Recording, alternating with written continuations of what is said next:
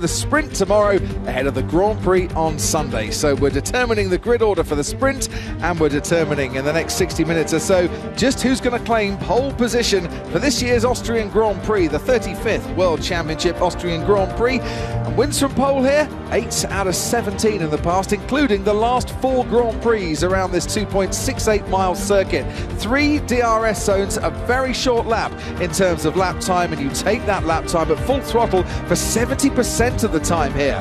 The compound of tyres, it's the softest of the Pirelli range this weekend. The hard is the C3, medium C4 and soft C5. So the hard tyre was the softest tyre at Silverstone just a few days ago. And we go into this qualifying session with Carlos Sainz now joining the list of pole position winners in Formula One, the 104th different driver to take pole after his maiden pole just a few days ago.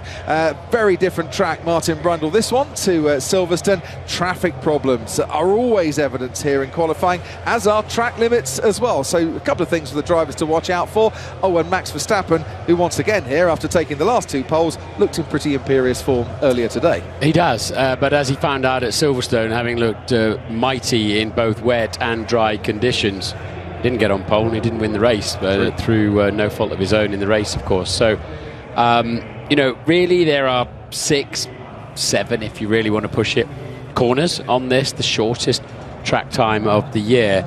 So do you ever need to get those corners right? Because the grid will be very tight. And so therefore you'd automatically think, well, that's easy then, isn't it? Very few braking points, very few corners. Anybody could drive it. But that means you've got to really hang it out on some unsighted corners and commit. And of course, once you're taking speed in somewhere like turn 9, if you take too much in, it's too late. There's nothing you can do about it. You need to be super accurate. So you need to stay within the white lines. I'm hoping we're going to see the stewards really, you know, policing the track limits there, because they're everything. If you run wide through turns 9 and 10, you'll gain a lot of time and into the next lap as well. So let's hope that they're keeping a very close eye on that, and we'll see who can carry the speed accurately. Well, they certainly were in F2 qualifying. A lot of lap times getting deleted there. You mentioned turn 9, best corner on the track, quite frankly. Drivers subjected to 4.7 G through what is an unsighted corner as you approach it over that crest. Yeah, and that's a good point. So not only are you having to focus and be super accurate, but your body, everything, your organs, everything about you is taking on nearly 5 times its own weight, including your head, of course, and working your neck. So you're loading, you're fighting against that lateral load. It's not like being in a fighter jet where the load comes sort of directly down your body. It's a lateral load, and you have to cope with that, as well as putting just the right amount of steering in. Parish notice to bring you. It concerns Valtteri Bottas, who's taken a brand new engine for this weekend. It's out of his available allocation, so he will start from the back of the grid in Sunday's Grand Prix. So wherever he qualifies this evening, he will start in that position when it comes to the sprint tomorrow. He'll only take his penalty when it comes to Sunday, where he'll be at the back of the grid. But he's not the only one who's had engine troubles. Ted Kravitz. Hello, Crofty. Hello, Martin. Hello, everybody. Yes, Lando Norris. After getting a hot rear end, quite literally, personally and metaphorically as far as cars goes, in first practice this morning, has gone to an old engine. We believe this is old, reliable, but an engine that has a little bit of degradation on its life in these Mercedes power units. So we fear that this is the same one he used a couple of races ago, Crofty, where he was missing a tenth or 2 per lap. Maybe even a little bit more going into the qualifying and the sprint and the race, unless he decides to take another one and take a penalty later on. So that's the situation with Lando Norris. Just bear that in mind for the rest of the weekend. But considering McLaren's troubles in first practice, it's all they could do to actually get the cars on track. So we're off and underway in Austria. They do things differently, don't they, here, Crofty? They have a sort of light side to their spectator entertainment. There was a VW Combi van powered by a jet engine. That's the noisiest thing I've heard at a racetrack in a long time. A jet fighter, amusing the crowd in the break in between. But when it comes to racing, and when it comes to Red Bull, when it comes to Max Verstappen and Sergio Perez, they are serious about their business around here. And that will start with pole position in this session, they hope. I do worry about Lando Norris this weekend. I'm indebted to F1 stats guru on the Twitter, who I read a little earlier and then went and checked. Lando's retired from round 11 at every season in Formula 1 so far. So welcome to round 11 this weekend, and let's keep our fingers crossed that it doesn't continue Lando's obscure but rather dismal run by the time we get to the halfway point of the season. Yeah, you got to look on the bright side. That leads to a new stat for the first time in 11 races. He won. Positivity. Yes. Yeah, you can't get too caught up in those, but they're fascinating nonetheless. They're absolutely fascinating. I do believe in stats, I must say, but it's 2,200 feet altitude here, 678 meters or such. So a little bit less downforce. It's been quite gusty out there, although the wind speed's half what it was in pre-practice one. We saw the cars moving around, but you do have a little bit because the air's thinner. You've got less downforce. The battery pack on the power unit compensates because obviously the battery doesn't have a clue which altitude it's at. But the internal combustion engine, the ICE, does, the 1.6 litre V6 that's also pushing them along. Helmut Marko, the man in charge of the Red Bull driver development program, was praising the Honda engine, and particularly the turbine, the turbo part of it, saying we've got a special kind of gizmo with the turbo, allows it to spin more. We do well at altitude. We've certainly seen that. Mexico City, for instance, the highest altitude of the season, in Interlagos, and of course here, as you say, Martin, 678 metres above sea level. Yeah, the architecture, as they like to call it, of the turbo, of the power unit, they do tend to work very well at altitude. They've always gone well, haven't they? Brazil, Mexico here. Charles Leclerc then, a man who so far this season has taken 6 poles. In fact, 7 poles and 3 wins for Ferrari so far this season, and 3 poles and 7 wins for Red Bull, proving it's not where you start, it's where you finish. But Charles Leclerc would desperately like to get back onto pole position today, and you can see the orange smoke in the distance from the Dutch grandstands as he makes his way to turn 9 and then 10, right on the limit, but very nice around the final corner. And Charles Leclerc will set a time of 1:06.7 for the rest to chase, including his teammate Carlos Sainz, who's going along rather nicely. Yes, Sainz is flying, as you say, to fastest so far. Both Ferraris, we believe, on used tyres, saving a new set of the soft compound tyres. Sainz then pops it in 4/10 quicker than his teammate. Big difference between Sainz and Leclerc. Norris ahead of his teammate Daniel Ricciardo, separated by less than 2/10. Lance Stroll becomes the first driver to have a lap time deleted as Sergio Perez goes third fastest. Lance Stroll knocked out in Q1 at the last 5 races running and out qualified by his teammate Sebastian Vettel every time. And now Martin, another to get his lap time deleted. Indeed, Carlos Sainz loses that 1:06.3, so he'll disappear from the top of the screen. There we go. And again, for track limits at turn 10, the final corner, you've got to keep a bit of your right hand tyre face, tyre surface on the white line. And you will also then, as you pointed out in free practice 1 this morning, you'll lose the next lap as well. Otherwise you could charge through there and get an advantage down the pit straight. By keeping your foot in that little bit extra. Carlos Sainz then on a very slow down lap.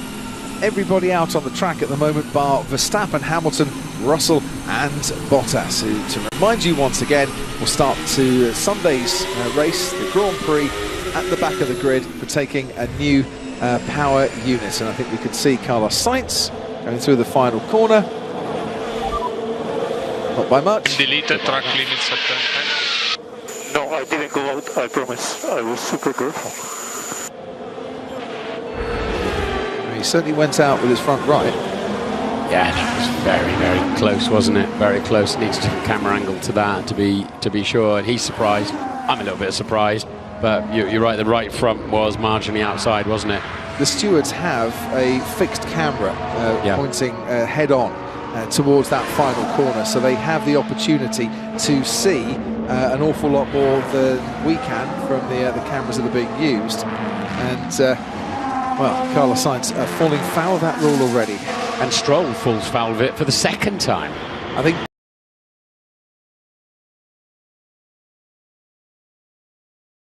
that might be the next lap around. Next lap, yes, because it was at turn 10.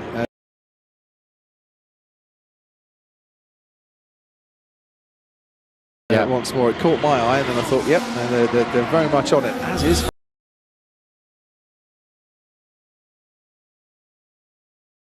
Fernando Alonso. 106.7 for Fernando Alonso, the all-time leader now. Distance driven as a Formula One driver. Kevin Magnussen, who's nowhere near as yet the 57,565 miles, puts his Haas right at the front. What about his teammate Mick Schumacher? A new lease of life, Mick Schumacher, maybe, after qualifying in Q3 this season and getting his first points. He's a tenth and a half ahead of his teammates. Leclerc goes fifth. And presumably on new tyres, but don't be that surprised because both Haas this year were in the top 10 this morning, as you said, and they're really flying around this track. Seems to suit them as they still wait patiently for their first set of upgrades for the season so far. They'll come a little bit later on before the summer break potentially. Right, Carlos Sainz, hold your breath. We're last weekend's pole sitter. That very much was within the track limits, and he goes second fastest to his teammate Charles Leclerc by, well, just under 0.2 of a second. So maybe that is the difference, given there that before it was, what, 0.4 between the two Ferraris. Yeah, he was well inside the line as well, wasn't he? So a safety. Now Ferrari can get through on one Q1 on one U set of soft compound tyres. That'd be a job very well done. That smoke is billowing over the circuit. The flares have been lit. The party has been started. Max Verstappen hasn't even done a lap yet. So I'll tell you what, Martin, as he prepares for his first flying lap of this session, why don't you take us through? It's so hard here. It's the undulating nature of the circuit. Your mirrors are no good to you at all. You trust the team so much. You can stay on the left-hand side of the track because it's a right-hander coming up. You brake late because you're braking into the hill, into the headwind. Swing the car in, lean on the curb to arrest the slide. Now you want to do as few meters down here as you can get away with in terms of don't wander across the track and waste any centimetres, let alone meters. Again, braking late into the hill, off camber in turn 3, and they struggle for grip on the exit. You saw the back end of the car complaining there. DRS open, you can use the rear wing on a qualifying lap all the way around. You don't have to be within 1 second of the car in front of you. Of course, turn 4, cascades down the hill. Oh, he was leaning on the edge of it there, wasn't he?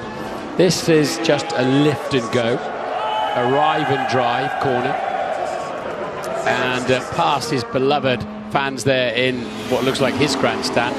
And now we've got 2 corners to go, but they are critical corners. Cascading again downhill. It's a brilliant corner to stand and watch at. So fast. Keeps the tyres on the white line.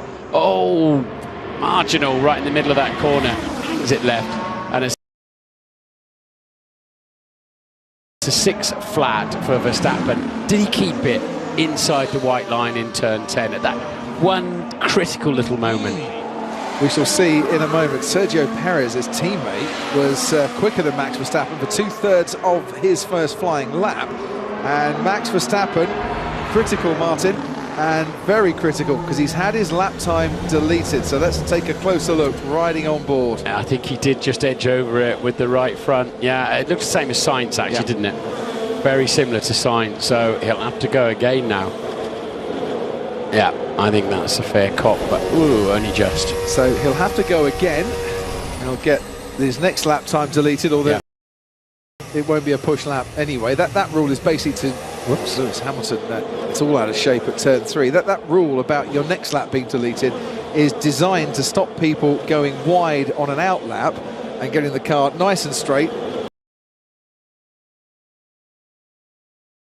A little bit earlier to put their foot down and take a better advantage as they cross the line to begin a flying lap. Lando Norris doing, well, a little bit of what Lewis Hamilton did there and going on right at the top of the hill. Best qualifying of a front row here, last time out. Fernando Alonso flying along. He's really, and Esteban Ocon, they're really happy with the Alpine in the state of tune they've got it now. And that Alpine didn't run the soft compound tyre in the one and only practice session this morning, so they were handily placed, both Alonso and Esteban Ocon, who was out in Q1 at both Austria races 12 months ago, and handily placed to make a big dent into the top 10 this time around. Kevin Magnussen, who briefly was the fastest driver on the track, is now 4th fastest, but only a couple of tenths off the pace. And we'll look, it's a short lap here, I know, but only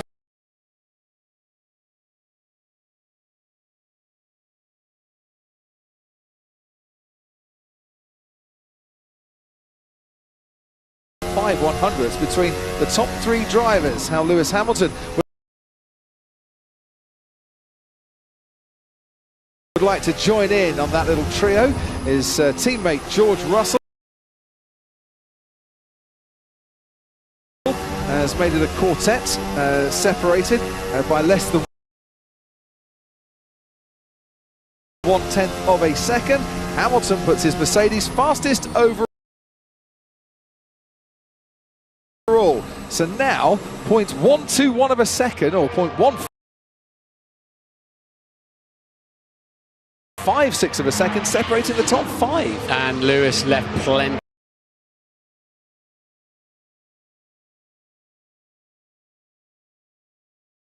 of margin as well against the white lines in turns 9 and 10.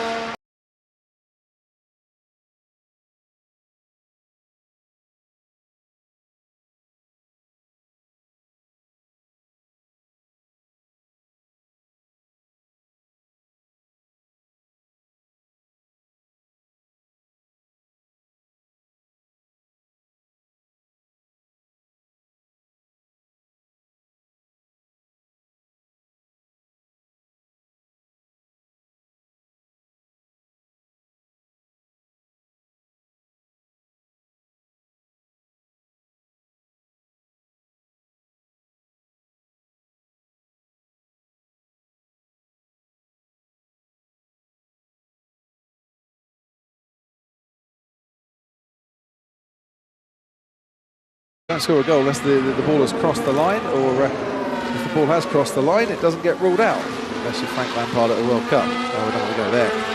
Max Verstappen, fastest overall, 16.5 through the first sector.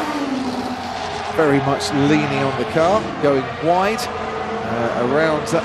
It's a great corner, it really is, to see the cars. 105 miles an hour through turn 6, leaning on it as best they can.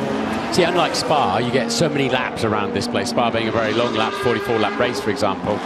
Here, you can keep pounding round. And he has, once again, left plenty of margin after having a lap time deleted. And he still goes fastest of all. There's the cheers for you. 105.8 for Max Verstappen, who's taken the last 2 poles here at the Red Bull Ring. Carlos Sainz now raises the bar even higher. So a 105.6, and then Charles Leclerc faster still with a 105.4. Ferrari putting on the new tyres, making a lot of difference. Yeah, you know, if you go out and use tyres, they've had a heat cycle, the rubber cures a little bit more, you just don't get the braking grip, you don't get the lateral grip through the corners, you don't get traction on the way out. A brand new set of tyres will always give you more grip. So we follow now with Sebastian Vettel, who's been on the front row here back in 2017, currently finds himself the slowest driver on the track. He, along with Alex Albon, teammate Lance Stroll, Williams teammate to Albon Nicholas Latifi, and Lando Norris running an engine that wasn't designed initially to be running here this weekend. They've had to make a late change in the bottom 5. Vettel is currently going fast enough to get out of that bottom 5, but I have to say, not by much. Lando Norris is half a second up on a time to get him out of that elimination zone. Aston Martin, last couple of races, have had both cars knocked out in Q1. Can ill afford that to carry on here at the Red Bull Ring this weekend, and Sebastian Vettel still in that bottom 5. He has got time for another lap, but it's just not happening for him at the moment. While Norris goes into the top 8. Yeah, so Lando Norris then very little running time this morning. This will be quite an adventure for him, so if he can get himself into Q3, or either of the 2 McLaren drivers today,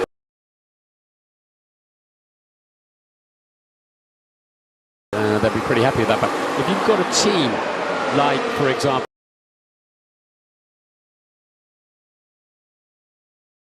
Haas with Magnussen and Schumacher, they're really kind of outperforming their normal position, although they were 5th and 6th on the grid in the rain in Canada, then that puts extra pressure on the likes of McLaren and Aston Martin. Yes, as Lance Stroll gets another deletion for lap times. One of the reasons he's been struggling so much is I think that's a couple of flying laps that he's had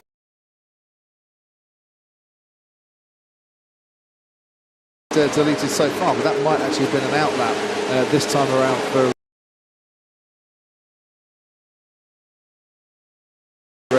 Lance Stroll that he had deleted. So a bit of a head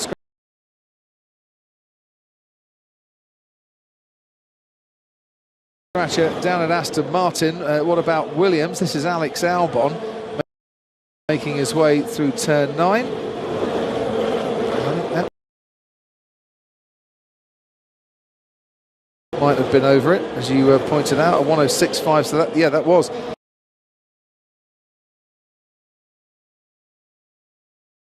his fastest lap of the session so far.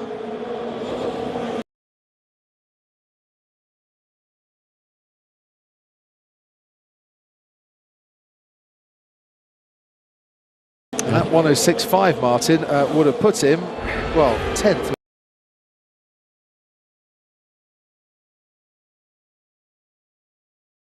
With Esteban Ocon. Yeah, and actually, unusually, he went out.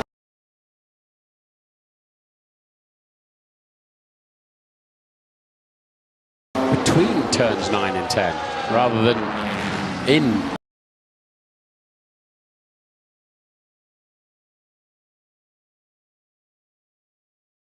Either of those two corners. Big moment this then for Lance Stroll and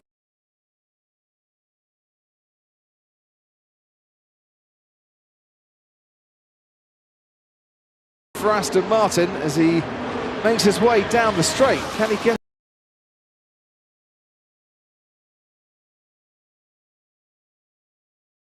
that bottom 5? Well, he can, but only by 5.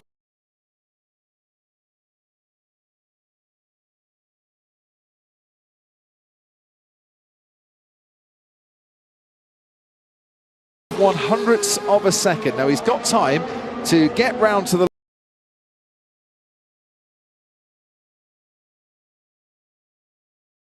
line before the checkered flag and start a final flying lap with 2 minutes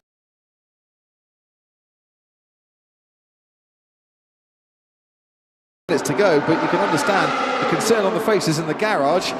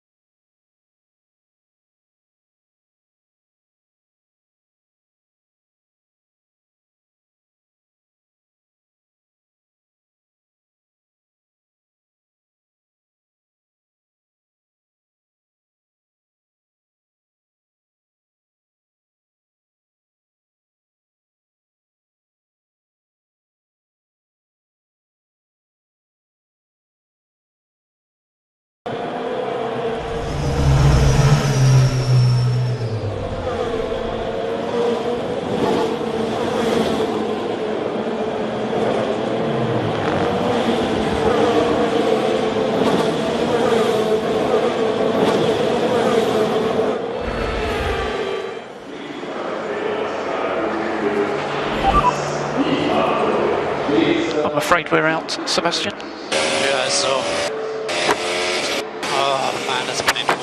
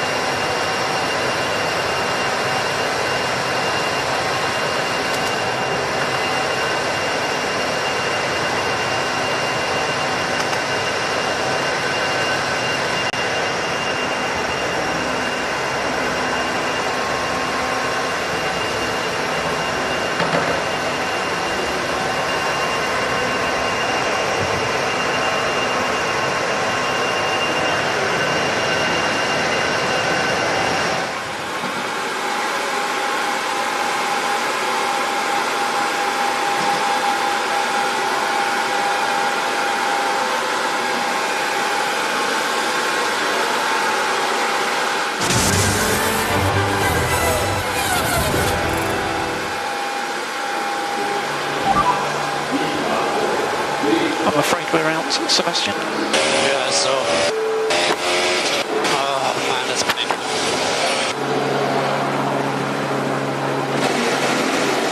Sebastian Vettel will start last for the sprint race and out-qualified by his teammates Lance Stroll for the first time in 6 races. Let's go from the back of the grid, though, to, well, Fernando Alonso, 4th in that first session. Esteban Ocon got him by the skin of his teeth. Otmar Szafnauer, team boss at Alpine, is with us this weekend. A difference between both drivers there, Otmar. Can you explain the 4/10 gap?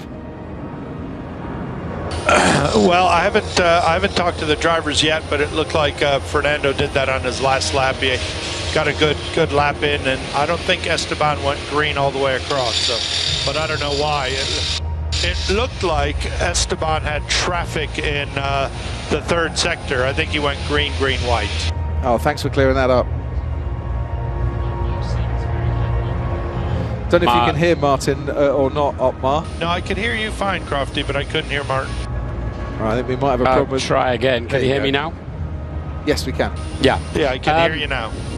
Yeah, don't know what happened there. So, Fernando obviously seems really happy with the car lately. What have you done to it? What's the magic that's happened there? What have we done to Fernando, or what have we done to the car?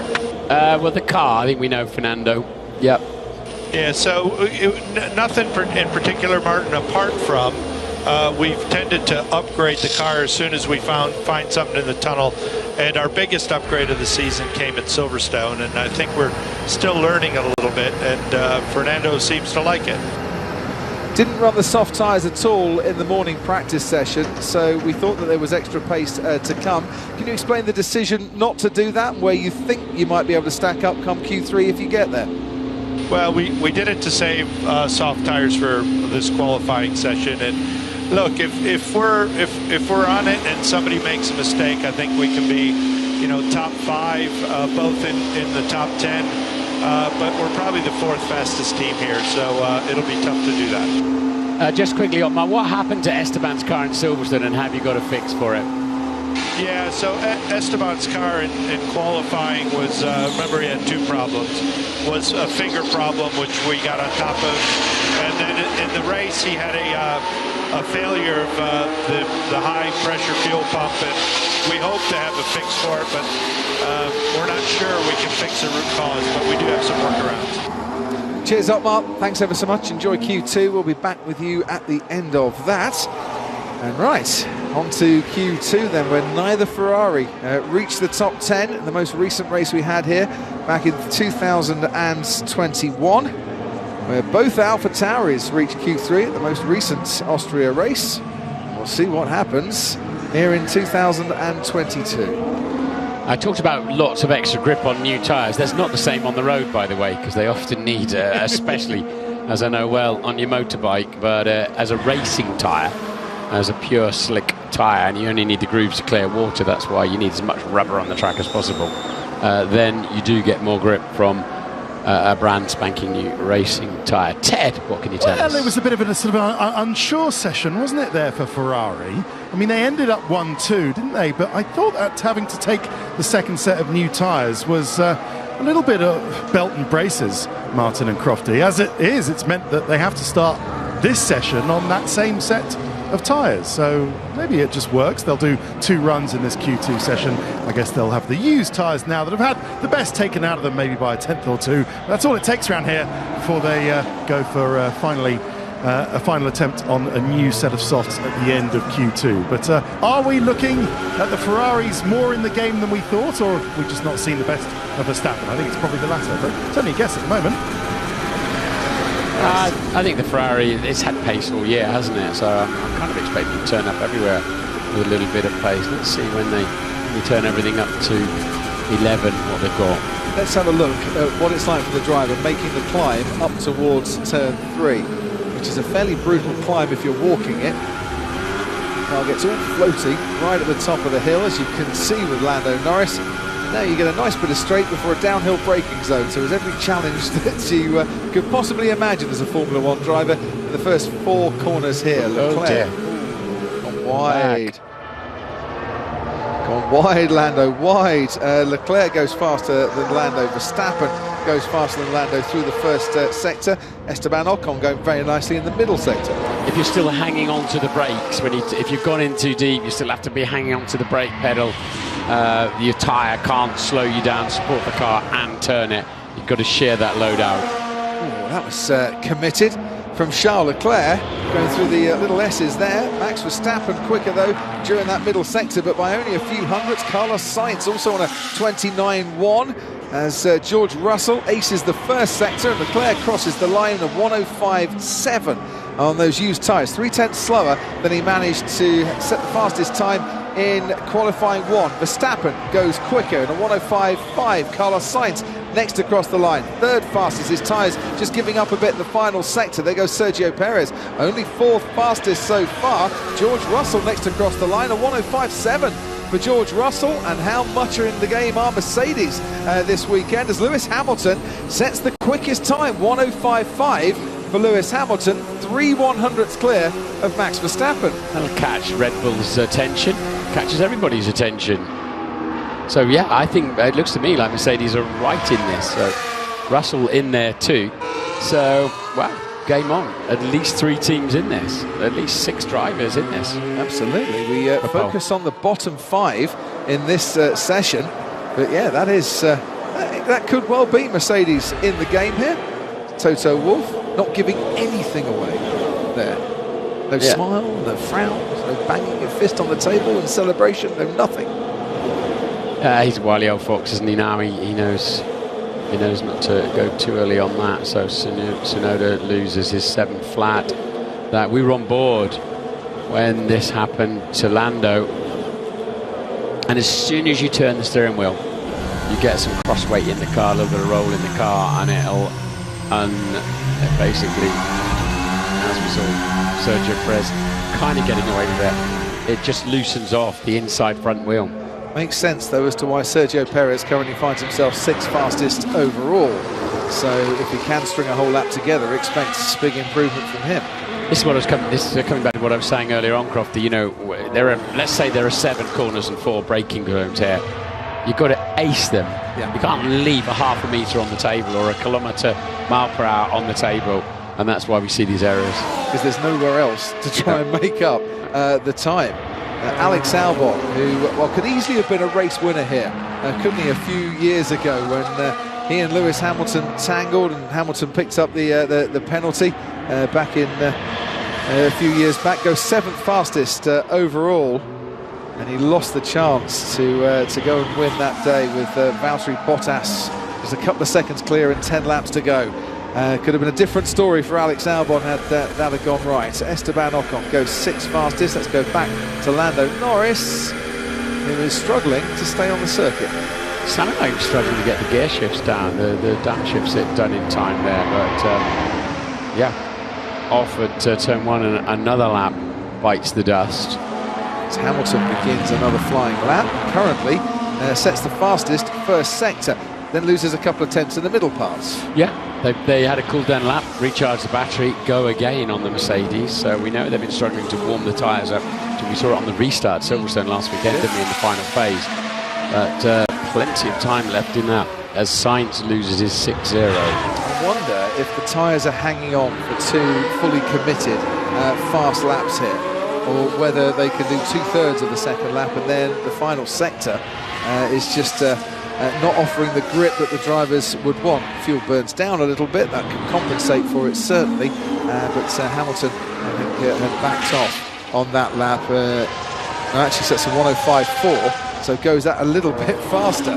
Didn't see his final sector time, to be fair, as to whether those tyres have hung on or not, but he's stretching the advantage over Max Verstappen to nearly a tenth of a second now. Yeah, and of course that means when you do your first lap, you've still got an extra 2 laps of fuel on board as well, which can easily be a tenth and a half of a second. So that is very, very encouraging for Mercedes-Benz. Here's Kevin Magnussen then, who started the Imola sprint from 4th on the grid and is currently 6th fastest in this Q2 session. Does he like, I wonder, the sprint weekend? Nick Schumacher, his teammates, raced 6 times here in F2, never ever finished on the podium, which surprises me given the amount of podiums he had in his championship winning year and his years in F2, and goes ahead of his teammate Kevin Magnussen by, what, 2/1000th of a second.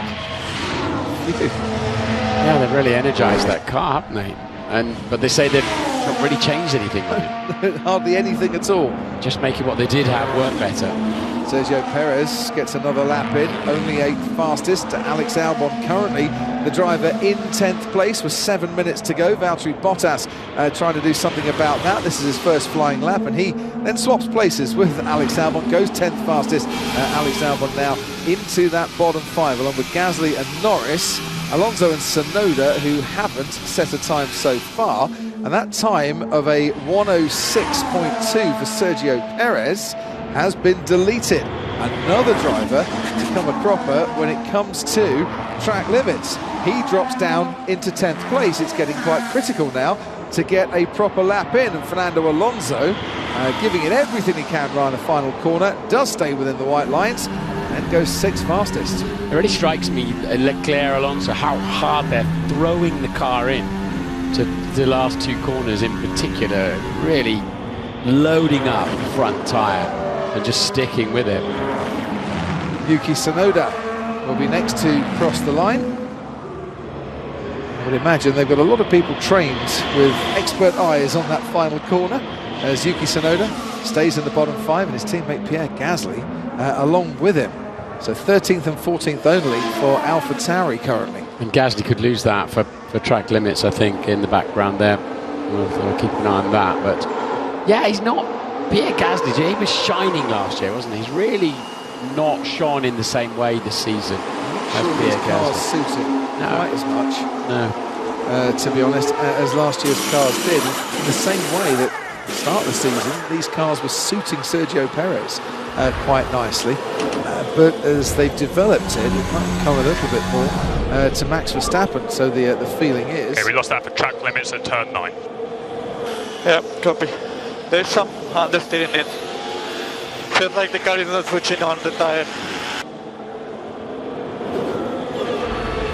It's understeer that's Sergio's problem, isn't it? Yeah, again, it was between, like Alex Albon, between the 2 corners, actually, where he just wandered across the white line.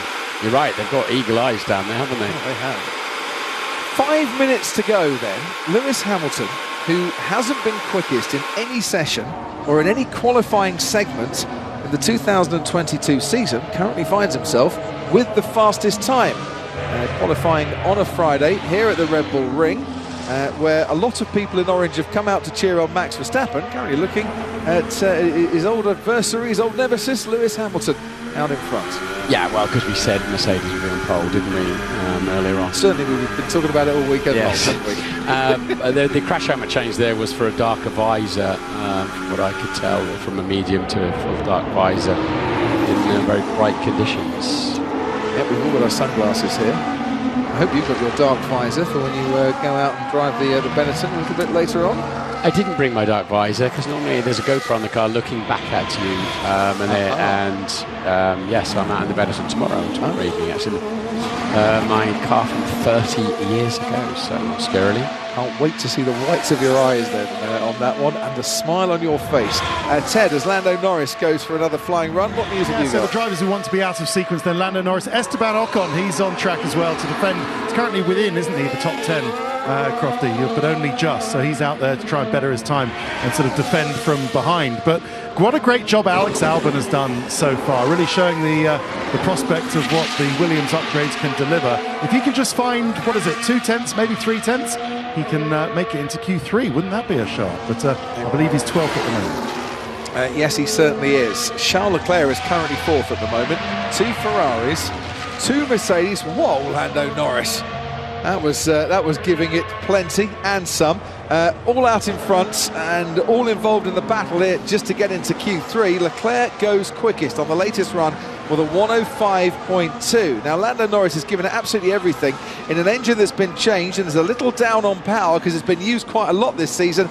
And Lando Norris only 13th fastest after that run. He might have lost a bit of time at turn 6. Yeah, he would have had to get out of the throttle there. And there we go then. Esteban Ocon, Martin, giving it plenty. His 100th Grand Prix start this weekend comes Sunday. 6th fastest, decent time from him. Yeah, so they're definitely going well, aren't they, the 2 Alpines? So Norris lost his time there in turn 7. Oh dear. So I didn't even realise that was one that was being policed particularly, because I think if you're out there with dipping the wheel in the gravel, you've already lost a bit. But yeah, well, these days it's not whether you gain an advantage or not, it's just whether you leave the track, and that's obviously what happened. So Hamilton on an outlap, Verstappen on an outlap, plenty others on outlaps too, including Norris, Tsunoda, Gasly, Albon and Perez. Perez, the only one of the big 3 teams who's outside the top 10 at the moment because he's had lap times deleted. Wow, so with a minute 50 to go, Norris doesn't have a representative time on the board. We see once again some of the struggles and the troubles. Yeah, I'm scared to hit the brakes. So. I know, mate, I know. I don't need to focus on any exit, I just need to focus on not going straight out. He's talked this week about how difficult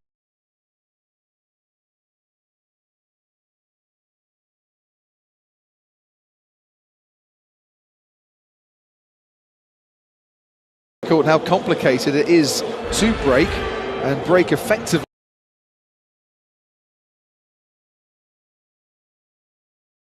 in that McLaren car. You never want to hear a driver saying they're scared to hit the brakes. It seems like he's got no trust in his machinery now. Yeah.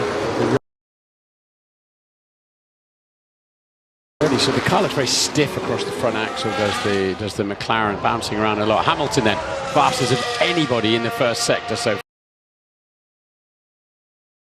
far.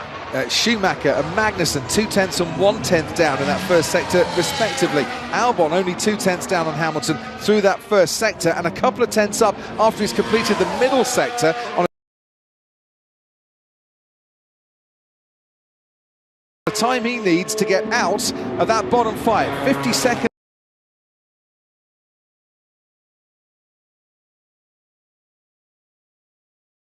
to go here, and lots of green and purple sectors.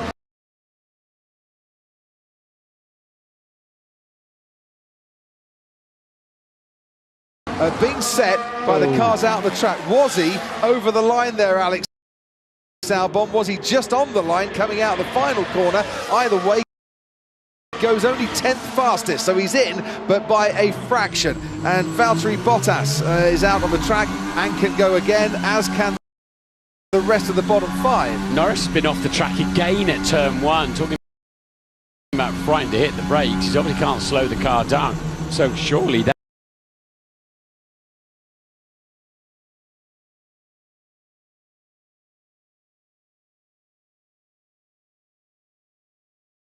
that's wrecked his chance. Hamilton's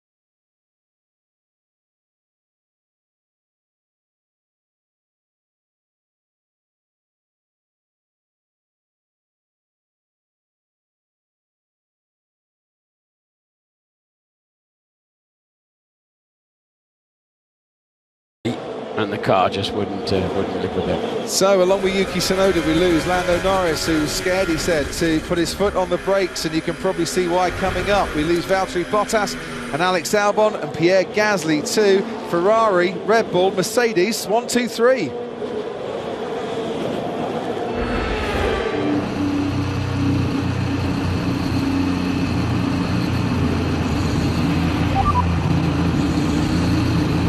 Yeah, P11. P11. Oh.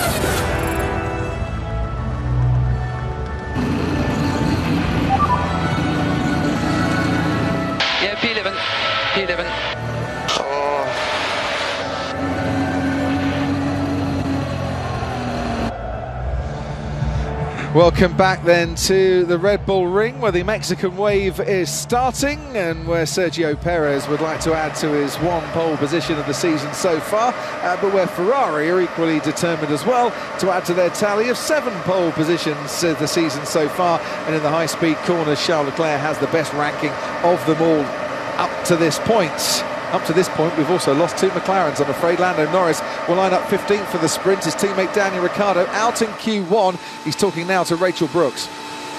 Danny, see you looking at the screen there. I mean, Lando just had that lap time deleted as well. How tricky is it to get that bit right?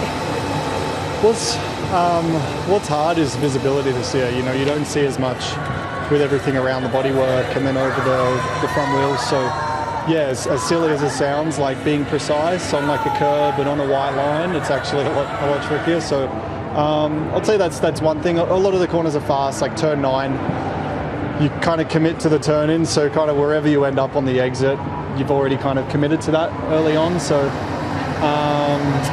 yeah, that's part of the reasons which make it difficult.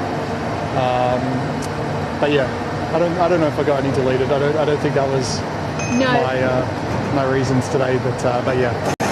Let's just talked about the braking, not having confidence in braking at the moment as well in that car. Talk me through the issues you're having, and I mean that last lap from him just then, even before it was deleted, was only fractionally off yours. So what is going on? Yeah, it's tricky. I think especially when, I don't know how windy it is now. I know it's been a bit gusty, so the wind does have quite an effect on these cars as well. So that makes it tricky, and nailing it, you know, you can. Honestly, even sometimes you get a bit of a luck, like you get a bit of a gust of a headwind, which helps the car, and you might kind of get through a corner a tenth quicker, and simply just because the wind was in your favor. So it is very sensitive at times. But yeah, when it's kind of on that edge, and it's, I mean, obviously he's he's had a few issues as well now, but obviously I was just struggling a little more with that, and even on braking, just kind of finding the limit in that. So it was just a little bit in a few places, but yeah, never want to be out in Q1. What's the feeling like in the car around here for you? It's, I think it's probably not been anything which is, it's probably just a little bit everywhere. Like, it's not something we're massively missing in high speed or anything. It's kind of just accumulative a little bit everywhere. So, and ultimately that's, you know, if you're not able to really get it. A little bit of what, if you help us understand? What, you haven't got the confidence in the car, you haven't got... It's probably, I don't even know now if it's not necessarily confidence. Like, I'm not, it's not like I'm getting into a corner like, I'm scared, what do I do? It's just more feel, the ability, yeah, probably the feel and just the ability to really push it up to that edge. And obviously there's times you overshoot it, but just getting it and balancing right on the edge of that, it's a little bit still of an uncertainty. But yeah, not sure how else to explain it. And is it particularly bad this weekend at this track?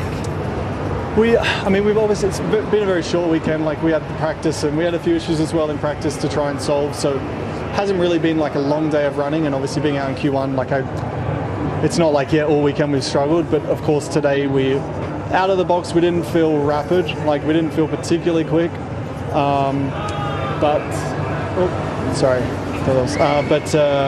yeah, I think we've just been struggling a little bit with, I don't know if it's things down to like wind or layout, I'm not too sure yet. We got obviously some homework to do, and I'll get stuck in tonight. I know obviously frustrating as Q1 is, you know, it's a long weekend now, and got sprint to get after and then the race, so certainly keep my eyes forward, and we got a long weekend. Elbows out in the sprint. Go well tomorrow. Thank you. McLaren weren't lower than third in Q3 at any of the last 4 races held here, but that's their worst combined qualifying performance of the season so far. Whilst we were hearing from Daniel Ricciardo, not missed anything on track. The green light is on. The cars will be coming out soon, and what a Q3 this could be.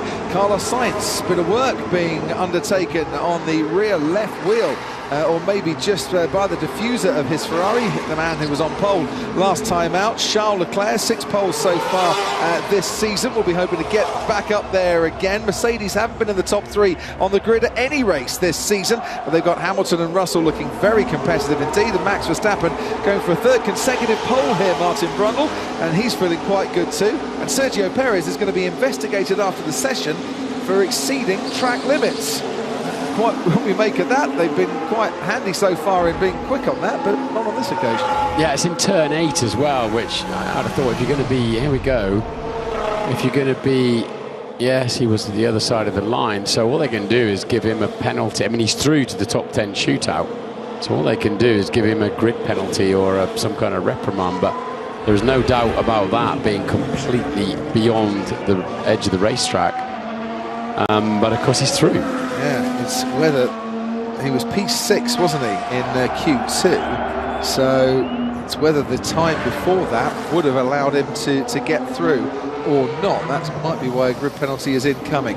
If you're just joining us and you're just getting in from work, which I'm sure a lot of you are doing, or school or after school clubs or whatever, and you've missed the highlights or missed the action so far here at the Red Bull Ring, press your red button. If you're a Sky Q or a Sky Glass customer, you can watch the highlights alongside the live action. And this is the live action now that we've reached the conclusion to a 3-team fight for pole position. Is that on today? Yeah, and of course we've just got a dozen minutes left in Q3 now, so not left, but is the length of the session. So whether Mercedes have got time to do the fast, slow, fast, we're about to find out. So, George Russell, 16.5 for the first sector, 10th up on Esteban Ocon. Lewis Hamilton goes a few hundredths faster than his teammate. Next to go through the end of the first sector will be Charles Leclerc as we watch Lewis Hamilton out on the track, and Leclerc is 16.7, 2 tenths down on the 2 Mercedes. Fernando Alonso next to go through, and a 17.8, so he's on a preparation lap still. 16.5 then for Lewis Hamilton, hasn't been beaten by anyone out there so far. Ocon's going well through the middle sector, but I expect the Mercedes to have the pace on the Alpine. Lewis has slowed down. He's coasting on this lap, so maybe he got a little bit deep on the brakes into turn 4. He's got a Ferrari approaching him of Charles Leclerc very quickly indeed. So Hamilton, what's he going to do? He's going to skedaddle down the road. So a 1:05.4 for George Russell takes him to the top of the timing charts. Charles Leclerc was quicker through the middle sector than George in the Mercedes and goes fastest overall by nearly 0.3 of a second. Max Verstappen has aced by 1/10 of a second. The first sector on this lap, Carlos Sainz has put in a couple of decent sectors for the 2/3 of the lap that he's completed so far. Ocon hangs on to third place as Magnussen crosses the line fourth. He started the sprint at Imola in fourth place earlier this season. Schumacher goes fifth fastest. Sainz will be next to cross the line, puts his Ferrari on the front row with his teammate Charles Leclerc, but Max Verstappen might have a thing or two to say about that, and does. Provisional pole goes to Max Verstappen with Sergio Perez fourth fastest as he crosses the line. But only by 1/10 of a second, Verstappen over Leclerc. So plenty to come yet, but at the moment then, fifth, and we're waiting for Lewis Hamilton to put a representative time in. And Mick Schumacher has lost his lap time. And he's matched Max Verstappen through the first sector, has Lewis Hamilton. Quickly down to Ted, who's got news. Pretty good for Mick Schumacher considering he's on used tyres. But he's had his time deleted, sadly, Ted. I know, but they'll be expecting better. There's such tight margins, and the wind has now picked up down here, Crofty. It's a lot windier than it was in Q1 and Q2, so that might have an effect on these very tight margins. Could explain why Lewis Hamilton backed out then of a lap that was looking pretty good up until that point. And he's also, Martin, had a very slow middle sector on this latest lap and hasn't managed to go any faster. So, he had enough time to recharge the battery, didn't he, on the lap he had to give up. So this is a preparation lap. Of course, you've got to come in. You can only refuel in the garage for your second run. You can't just, unless you put a lot of fuel in, you can't just throw the tyres on and go again. So then Hamilton in need of a serious lap time, as is Alonso and Schumacher. George Russell, his teammate, has been only 8th in the last two Q3 sessions. Finds himself 5th fastest currently, and around about half a second off the pace, which is being set by Max Verstappen, but only 9/100ths, as you can see on your screen, between Verstappen and Leclerc, who've been fighting it out for pole positions for pretty much the majority of the races so far this season. Oh, George Russell getting a little bit out of shape. Has something just fallen off his car, or was it paint from the curbing? I'm not sure, but he stays 5th fastest as he crosses the line. Somebody's gone off somewhere. Yellow flag. Lewis has crashed. Lewis has gone off. He stopped at turn 7, and I'm told Lewis Hamilton has had a problem, and we have a red flag. And yes, Lewis Hamilton has crashed, has gone into the barrier, and you can hear what the Dutch fans think of that. Let's hope that he's okay. I can see the crash helmet moving underneath a bit of advertising hoarding that has come down. But that is Lewis Hamilton, only 8th fastest so far, because Alonso and Schumacher have no time and out of qualifying. Yeah, it all looks a lot worse than it is, I think, in terms of potential car damage for tomorrow. So that looks like it'll be fine. Damn, I'm so sorry, guys. So sorry to damage the car.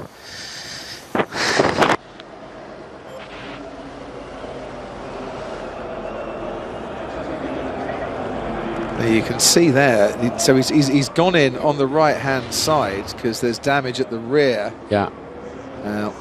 Yeah, it looks like he's sideswiped the barrier and then gone into the front, but the right rear, as you say, is pointing, very much towing out.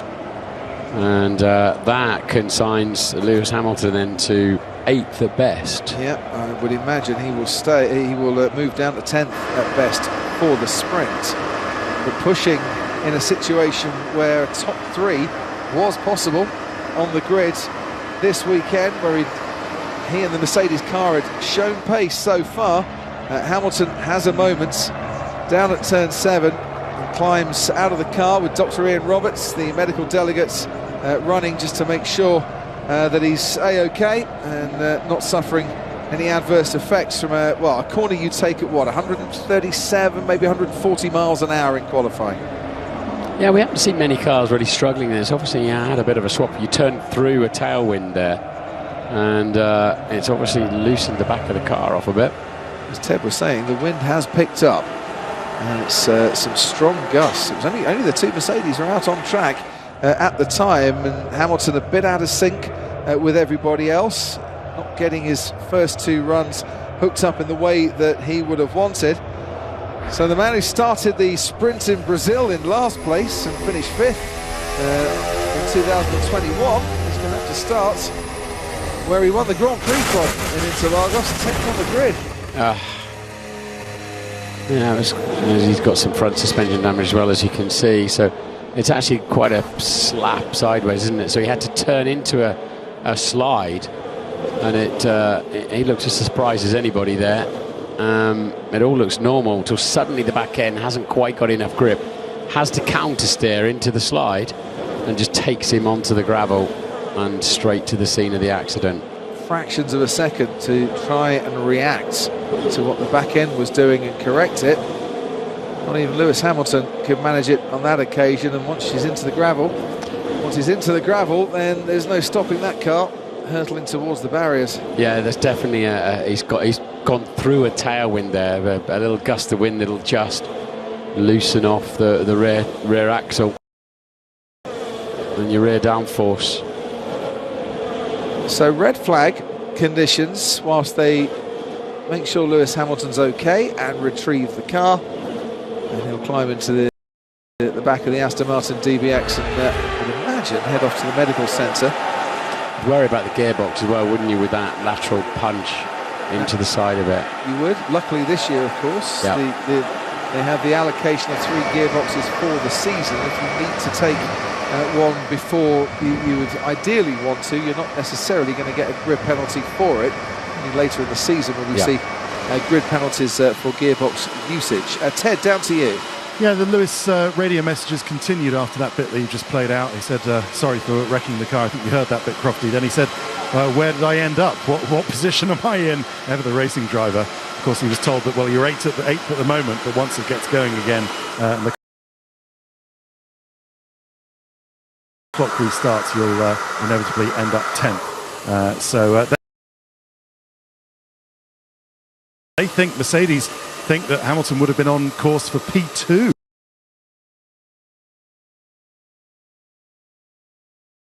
Crofty, as much as that, really? Maybe, or P3 with that lap. That's, I think, what the data shows them. Who knows who could have beaten it later on. But I don't know, you're wise, Crofty. Martin, you're wise as well. Do we like this? I know you could say the same for Hamilton fans when Verstappen crashed at Silverstone, but it's not very edifying crashing when your rival... cheering as a fan when your rival driver crashes, isn't it? I don't know. Was it always like this? Is this a new thing in Formula One? The Verstappen fans cheering when Hamilton crashes, just like the Hamilton...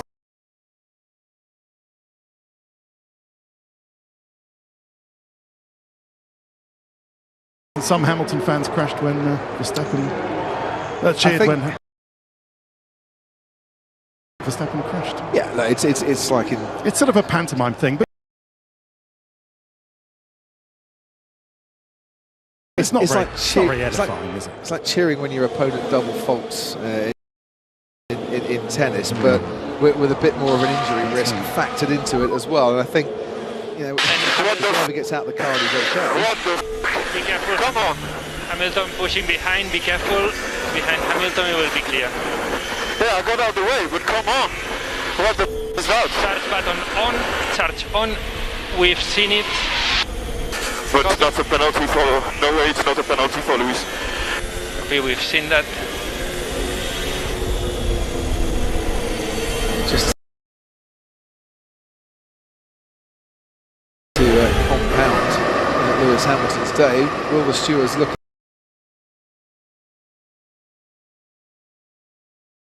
at that particular incident? Charles Leclerc not overly happy with it. I don't like to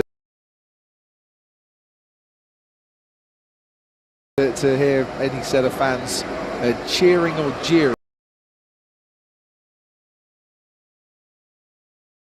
with misfortune or just for the hell of it somebody else. But I can understand why it happens, Martin, you know, and we have that passionate support within Formula One, but if someone's just had a crash, not quite sure that's really what you want to be hearing. No, it's not a good look, but we frankly, you know, I remember the days in Monza or wherever. It's yes, it's been around for decades where you get a partisan crowd, and they get carried along together. Wait till see. Make sure the driver's okay first before you do that sort of thing.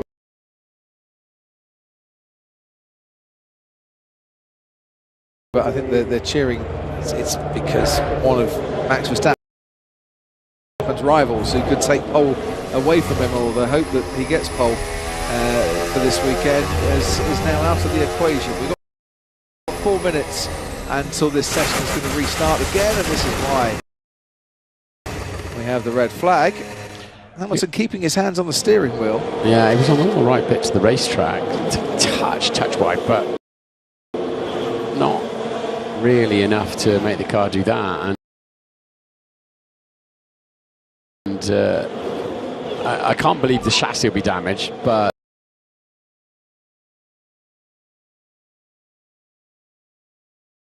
where did we end up? What position am I?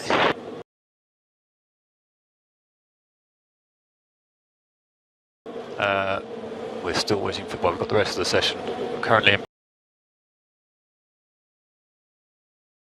P8 and we're going to end up in P10 once everyone else has gone back out, I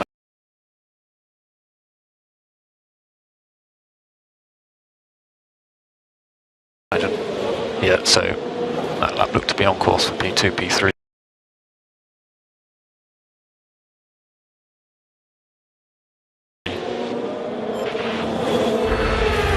yeah, no, yeah.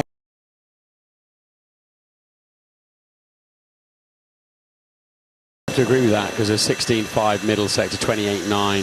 Sorry, 16.5 first sector, 28.9 middle sector was very much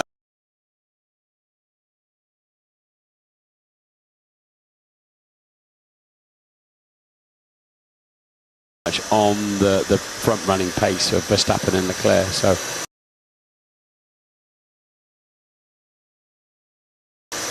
But could have finished the lap. So if Mercedes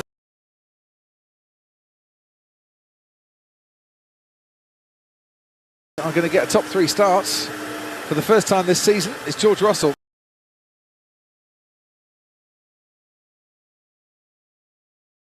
That's going to have to do it for the rest of this session. Who else is out there going well? Well, Mick Schumacher was going well, had his lap time deleted. Martin? Well, we're going to have 9 cars, aren't we, all rushing out.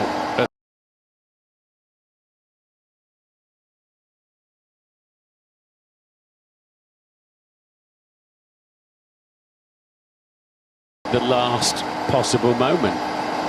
The clock is ticking down. It's a short out lap, because it's a short lap, of course. They're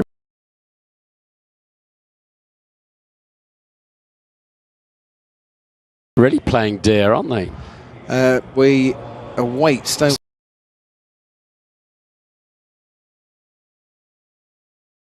Minute and a half to go, or sorry, 2.5 minutes to go until the session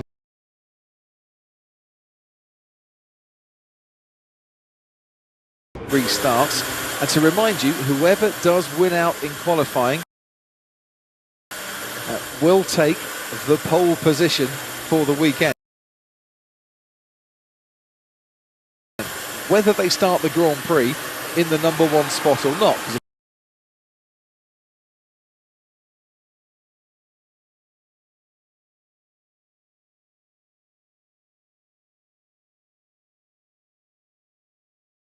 Of course, with the sprint to come tomorrow, that he might not do that.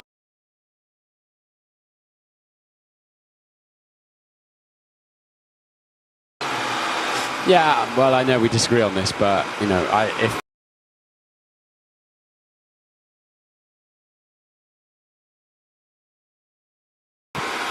and there'll be 6 sprint races next year. Yeah, that's been confirmed.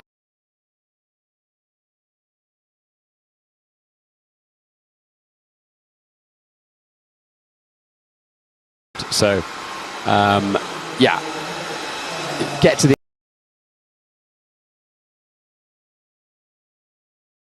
In the qualifying, fastest driver is on pole position, whatever kind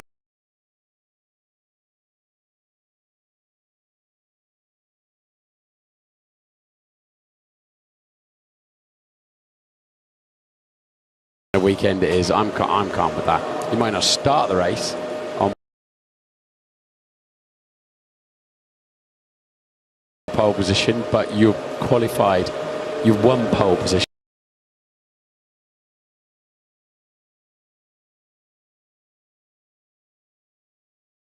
by being fastest in qualifying. So is it churlish of me to say then you might not start on pole, so therefore the fastest driver cannot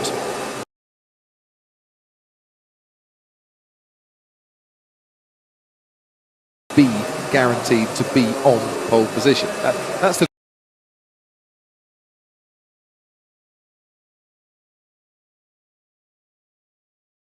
trouble. It's the wording, isn't it? It is, but I think it's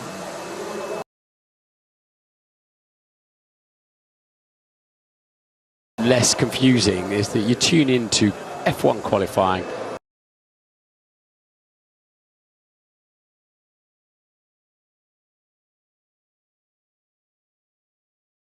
You have a pole sitter.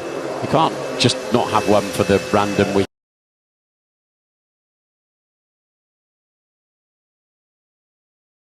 That we've got a sprint, but we'll see. So yeah, we got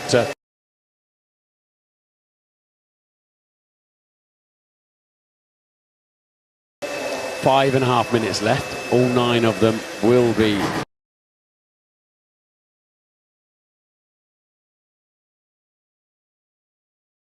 out and about, getting in each other's way. All of our silly pit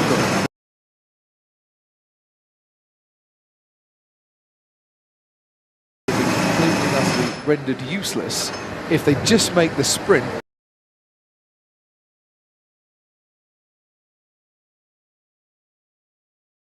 not part of the World Championship. It's a sprint World Championship. But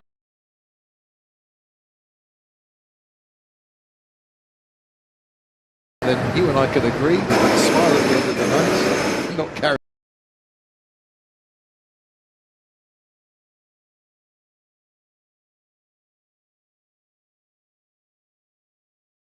on an argument that's been raging for how long now?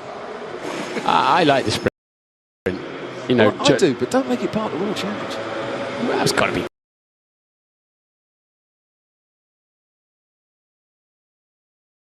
part of the World Championship, hasn't it? It's got to be. I like it.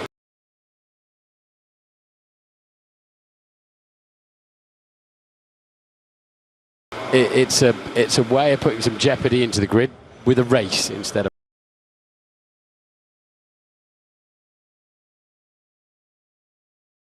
a practice session. That much I will always agree on.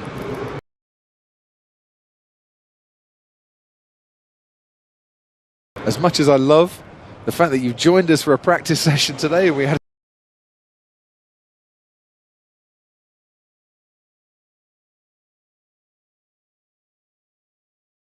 a chat for an hour in the commentary box, I'd rather see action on the track in terms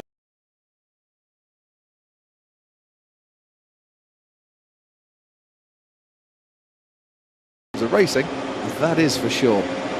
So 30 seconds to go. Then it's Verstappen and Leclerc, Sainz and Perez, Russell and Ocon, Magnussen and Hamilton, Alonso and Schumacher.